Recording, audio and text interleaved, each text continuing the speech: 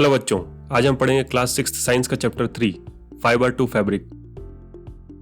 बच्चों, रोटी, कपड़ा और मकान, ये 3 बेसिक नीड्स हैं किसी भी इंसान की। हम लगातार इन तीनों को अपग्रेड करते रहते हैं। इस चैप्टर में हम कपड़ों के बारे में पढ़ेंगे। प्री हिस्टोरिक टाइम से लेकर आज तक कपड़ों में जबरदस्त डेवलपमेंट हो गया है। अर्ली मैन बड़े पेड़ के पत्तों को बॉडी से कवर करते थे। कुछ सालों बाद एनिमल के स्किन, फर, स्लीव्स, इनको भी यूज किया जाने लगा बॉडी को कवर करने के लिए। फास्ट फॉरवर्ड आज के ज़माने में भी जो हम कपड़े पहनते हैं वो आते तो प्लांट्स या एनिमल से ही हैं, पर उन्हें डायरेक्टली हम अपने बॉडी पे यूज़ नहीं करते, उन्हें हम प्रोसेस करके यूज़ करते हैं।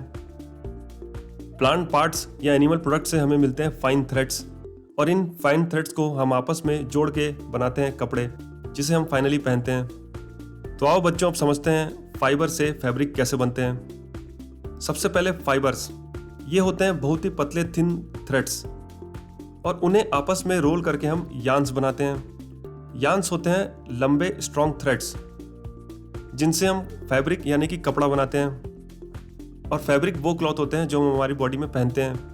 तो इस प्रोसीजर में जो फर्स्ट इंपॉर्टेंट स्टेप है वो है फाइबर्स। अलग अलग टाइप के फाइबर से हम अलग अलग टाइप के कपड़े बनाते हैं। जैसे बच्चों, समर में आप कॉटन फाइबर के बने कपड़े पहनते हैं, क्योंकि समर में आपका बहुत पसीना निकलता है और कॉटन इस पसीने को सोख लेता है और आपको ठंडा रखता है। विंटर्स में जब आपको ठंड लगती है तब आप वूलन फाइबर्स के कपड़े पहनते हैं, क्योंकि वूलन फाइबर्स हीट को ट्रैप करके रखते हैं और आपको गर्मी पहुंचाते हैं। स्पोर्ट्स खेलने के लिए आप स्वेट फ्री पॉलिस्टर के कपड़े पहनते हैं जो कि स्ट्रेचेबल होते हैं। और पार्टी में जाने के लिए आप कुछ सॉफ्ट ग्लॉसी कपड़े पहनते हैं जो कि एक्रिलिक फाइबर्स के बनते हैं। इन सारे फाइबर्स को 2 ग्रुप्स में डिवाइड किया जाता है, नेचुरल फाइबर और सिंथेटिक फाइबर। नेचुरल फाइबर वो होते हैं जो नेचर से मिलते हैं, जिसके एग्जांपल है कॉटन फाइबर, जूट फाइबर, जिनके प्लांट सोर्स हैं, और फर और स्लीव्स, जिनके एनिमल सोर्स हैं। सिंथेटिक फाइबर जो कि इंडस्ट्री के किसी लैब में बनते हैं, जिसके एग्जांपल हैं nylon, polyester, acrylic.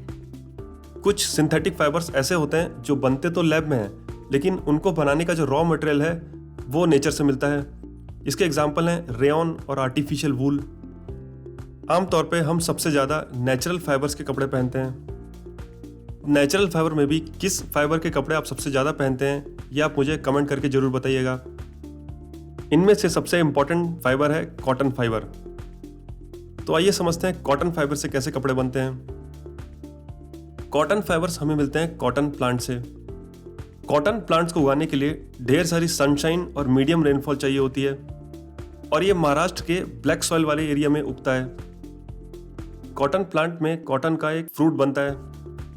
Cotton plant का फ्रूट जब पक जाता है उसमें से वाइट कलर के कॉटन फाइबर निकलते हैं। इन फाइबर्स को सबसे पहले सीड से अलग किया जाता है। इस प्रोसेस को आप मैनुअली भी कर सकते हैं या मशीन से भी कर सकते हैं। सीड से फाइबर के सेपरेशन के प्रोसेस को कहते हैं गिनिंग। अब आपको मिल गया फाइबर यानी कि थिन थ्रेड्स। इन थिन थ्रेड से आपको लंबे कंटिन्यूअस स्ट्रॉन्ग थ्रेड्स बनाने हैं, यानी कि यार्न बनाना है। तो फाइबर से यार्न बनाने के प्रोसेस को कहते हैं स्पिनिंग। बचपन में अगर आपने किसी दिए की बाती बनाई होगी तो आपने देखा होगा, आप एक छोटे से कॉटन बॉल को लेते हैं और अपने हाथों के बीच में रोल करते हैं। ऐसा करने से दिए की बाती बन जाती है, जिससे आप फाइनली दिया जलाते हैं। दिए की छोटी सी बाती तो आप हाथ से बना लेते हैं, लेकिन जब हमें लॉन्ग कंटिन्यूअस थ्रेड्स चाहिए होते हैं तो उसे हम हाथों से नहीं कर सकते। इसीलिए स्पिनिंग प्रोसेस में मशीन्स यूज होती हैं। गांधी जी जिस चरखे को इस्तेमाल करते थे वो भी एक एग्जाम्पल है स्पिनिंग का। आजकल ये प्रोसेस फैक्ट्रीज में ऑटोमेटेड तरीके से होता है। तो मशीन से फाइबर से बनाते हैं लॉन्ग कंटिन्यूअस थ्रेड यानी कि यार्न। अब नेक्स्ट स्टेप है यार्न से फैब्रिक बनाना, जिसमें फर्स्ट प्रोसेस है वीविंग। इसमें 2 टाइप के यार्न्स को हम आपस में एक पैटर्न में लपेट के फैब्रिक बनाते हैं। इसे आप इमेजिन कर सकते हैं, अगर आप 4 वर्टिकल थ्रेड्स लें अलग कलर के और 4 हॉरिजॉन्टल थ्रेड्स लें अलग करके, और इन्हें अगर आप एक पैटर्न में बांध लेते हैं तो ये एक प्रकार का फैब्रिक बन जाएगा। मैनुअली इसे करने में बहुत टाइम लगता है, इसलिए इसे करने के लिए लूम मशीन का इस्तेमाल किया जाता है। लूम एक मशीन होती है जिसमें हम हॉरिजॉन्टल और वर्टिकल थ्रेड्स को किसी एक पर्टिकुलर पैटर्न में आपस में जोड़ सकते हैं। इसमें लॉन्ग साइड यानी कि लंबे वाले थ्रेड को हम कहते हैं वार्प थ्रेड, और शॉर्ट साइड यानी कि छोटे वाले थ्रेड को हम कहते हैं वेफ्ट थ्रेड। जिस पैटर्न में आप वेफ्ट थ्रेड को वार्प थ्रेड में लपेटते हैं वैसे आपको अलग अलग डिज़ाइन मिलते जाएंगे।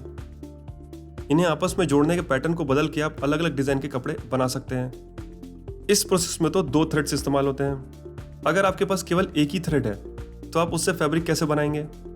एक सिंगल थ्रेड से 2 नीडल यूज़ करके आपस में उन्हें इंटरलॉक किया जाता है। जैसे कि बचपन में आपकी दादी माँ स्वेटर बुनती थी 2 थ्रेड्स को लेके आपस में इंटरलॉक करके।